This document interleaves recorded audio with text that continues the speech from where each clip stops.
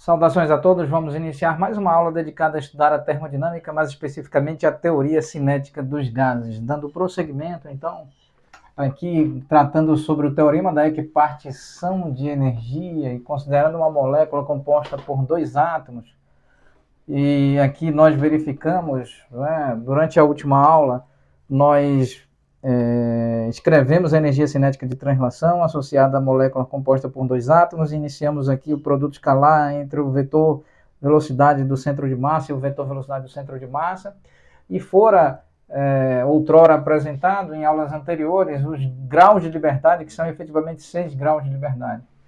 3 associados à translação, 1 associado à vibração ao longo do eixo X e 2 associados à rotação, um ao longo do eixo Z e outro ao longo do eixo Y. Então agora vamos escrever o vetor velocidade do centro de massa, produto escalar com o vetor velocidade do centro de massa, isso é igual à derivada de x do centro de massa em relação ao tempo, e essa derivada aqui, toda ela elevada a expoente 2, mais a derivada de y do centro de massa em relação ao tempo, aqui todo o termo elevado a expoente 2, mais a derivada de z do centro de massa em relação ao tempo, todo esse termo elevado a expoente 2. E nós sabemos, com base no cálculo vetorial e na álgebra linear do espaço euclidiano de 3 dimensões, que esse velocidade do centro de massa, produto escalar com o vetor velocidade do centro de massa, é igual ao módulo elevado a 2 do vetor velocidade do centro de massa, o que implica dizer que nós sabemos agora que o módulo elevado a 2 do vetor velocidade do centro de massa é derivada de x do centro de massa em relação ao tempo. Todo esse termo elevado a 2, mais derivada do y do centro de massa em relação ao tempo. Todo esse termo elevado a 2, mais derivada de c do centro de massa em relação ao tempo. Aqui, esse termo elevado a expoente 2. De modo que nós podemos escrever a energia cinética de translação da molécula composta por dois átomos como massa total, equivalente a somar a massa dos dois átomos componentes, dividido por 2, multiplicado por todo esse termo, derivado de x do centro de massa em relação ao tempo, essa derivada calculada em relação ao tempo e o expoente 2 sobre toda a derivada, mais derivada de y do centro de massa em relação ao tempo, aqui expoente 2, mais derivada de z do centro de massa em relação ao tempo, também expoente 2. E então nós temos essa expressão como energia cinética de translação, e aqui expresso 3 graus de liberdade. 3 graus de liberdade associados à translação. Vamos agora tentar escrever a energia cinética de rotação tal como estudado em nossa playlist dedicada.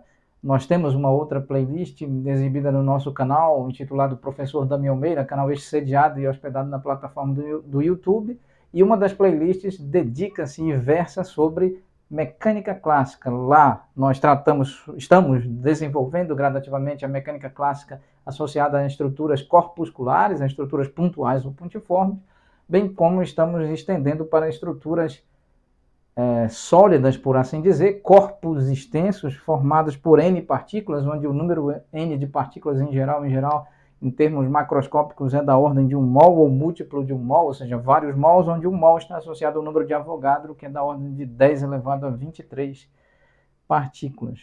Então, vamos escrever energia cinética de rotação. Aqui, então, energia cinética de rotação.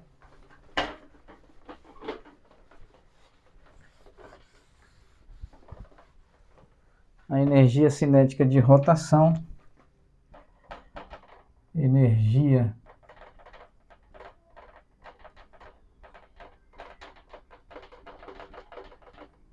cinética de rotação. Essa energia cinética de rotação considera a rotação em torno do eixo Z e do eixo Y, e ela pode ser expressa como momento de inércia associado um dos eixos, né, digamos em relação ao eixo Y, dividido por 2, e frequência angular ômega 1 elevado a 2, velocidade angular dessa rotação.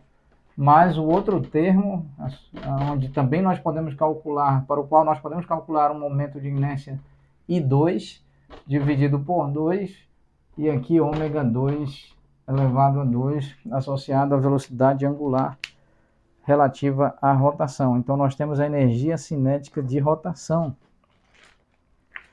E ainda cabe aqui nós analisarmos a energia cinética de vibração. A energia cinética de vibração ocorrendo ao longo do eixo X, tal como mostrado em quadros anteriores, em aulas anteriores. Muito bem, então vamos escrever a energia cinética, esta energia cinética de rotação, esse termo associado aqui à rotação em torno do eixo Y, por exemplo, e esse termo associado à rotação em torno do eixo Z.